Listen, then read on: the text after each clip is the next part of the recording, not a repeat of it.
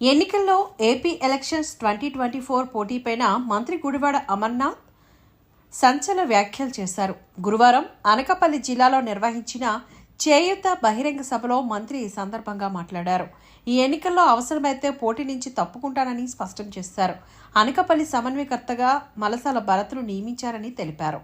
చాలా మంది నీ పరిస్థితి ఏంటి, ఎక్కడ పోటీ చేస్తావని నన్ను అడుగుతూ ఉన్నారని, నాకు 15 నియోజకవర్గాల బాధ్యతను సీఎం జగన్ అప్పగించారు. 15 నియోజకవర్గాలను గెలిపించి మళ్లీ జగన్ను సీఎం చేస్తాం. అవసరమైతే నేను పోటీ నుంచి తప్పుకుంటా. అందరి తలరాతలు దేవుడు రాస్తాడు, నా తలరాత జగన్మోహన్ రెడ్డి రాస్తారు అంటూ మంత్రి గుడివాడ అమర్నాథ్ పేర్కొన్నారు. మన ఆంధ్రుల ఆరాధ్య నాయకుడు రాజశేఖర్ రెడ్డి గారు పేదల కోసం ఒక అడుగు ముందుకు వేస్తానంటే నేను పేదవాడి కోసం 10 అడుగులు ముందుకు వేస్తానని చెప్పి మన అందరి ముందు నిలబడినటువంటి జన హృదయ నేత గౌరవ ముఖ్యమంత్రి శ్రీ వైఎస్ జగన్మోహన్ రెడ్డి గారికి, వేదిక మీద ఉన్నటువంటి సహచర మంత్రివర్యులకు, ప్రజాప్రతినిధులకు,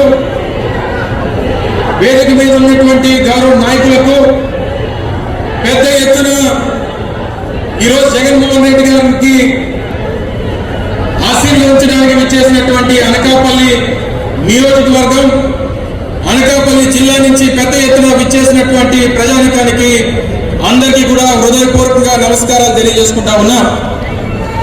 ప్రతిష్టాత్మకమైనటువంటి వైఎస్ఆర్ చేయూత కార్యక్రమం 4 విడతల్లో 75,000 రూపాయలు రాష్ట్రంలో ఉన్నటువంటి ఎస్సీ, ఎస్టీ, బీసీ మైనారిటీలకు, 40 సంవత్సరాల నుంచి 60 సంవత్సరాల లోపు ఉన్నటువంటి మహిళలకు చేయూతనిస్తానని చెప్పి ఎన్నికల ముందు ఇచ్చినటువంటి హామీని ఇప్పటికే 3 విడతలు పూర్తి చేసి ఆఖరి విడతగా 18,750 రూపాయలు మన అనకాపల్లి నియోజకవర్గ సాక్షిగా ఈ రాష్ట్రంలో దాదాపు 27 లక్షల మంది మహిళలకు అందిస్తున్నటువంటి కార్యక్రమానికి గౌరవ ముఖ్యమంత్రి గారు విచ్చేశారు.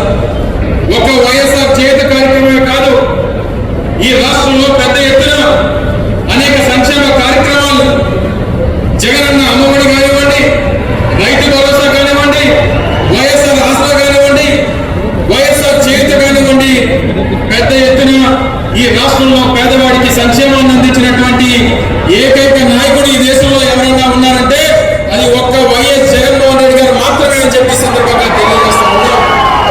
బహుశా నాకు తెలిసి స్వతంత్రం వచ్చిన తర్వాత ఈ 75 సంవత్సరాల స్వతంత్ర భారతదేశంలో ఒక రాష్ట్రంలోనే 5 సంవత్సరాల కాలంలో ఒక నాయకుడు పేదవాడి కోసం 2,77,000 కోట్ల రూపాయలు సంక్షేమాన్ని అందించినటువంటి నాయకుడు బహుశా నాకు తెలిసి దేశంలోనే కాదు ప్రపంచంలో కూడా ఎక్కడ ఉండడు. ఒక్క జగన్మోహన్ రెడ్డి గారు తప్పితే అనేటువంటి విషయాన్ని ఈ సందర్భంగా తెలియజేస్తా ఉన్నా.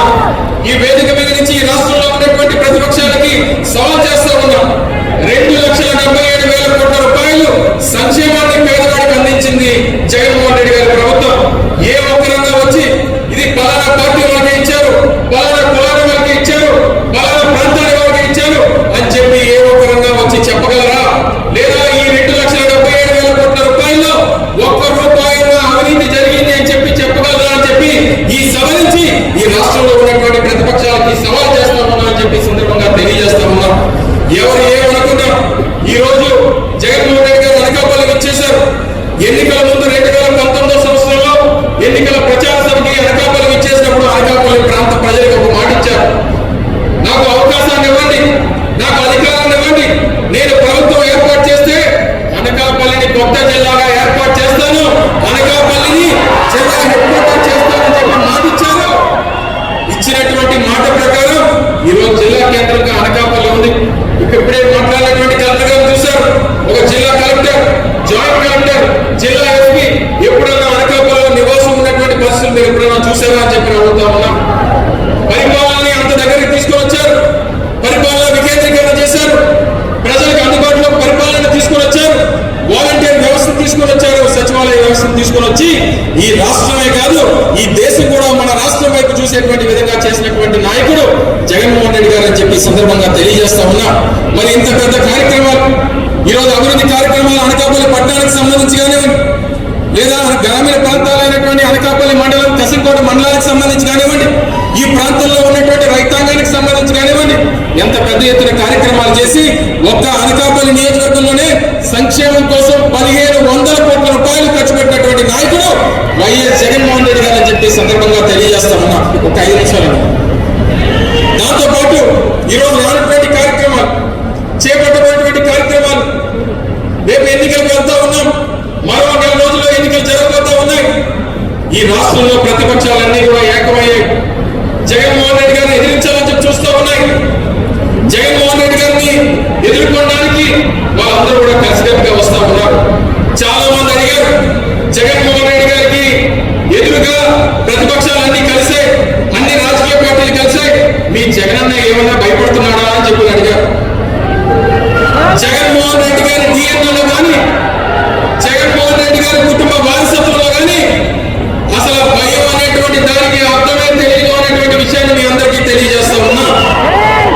జగన్మోహన్ రెడ్డి గారికి ఎదుర్కోవాలన్నా, జగన్మోహన్ రెడ్డి గారిని ఎదుర్కోవాలన్నా మళ్ళీ ఎదురుగా జగన్మోహన్ రెడ్డి ఉండాలి తప్ప మరొకరు చూసి భయపడేటువంటి ప్రసక్తి జగన్మోహన్ రెడ్డి గారికి లేదు అనేటువంటి విషయాన్ని మీ అందరికీ తెలియజేస్తా ఉన్నాం.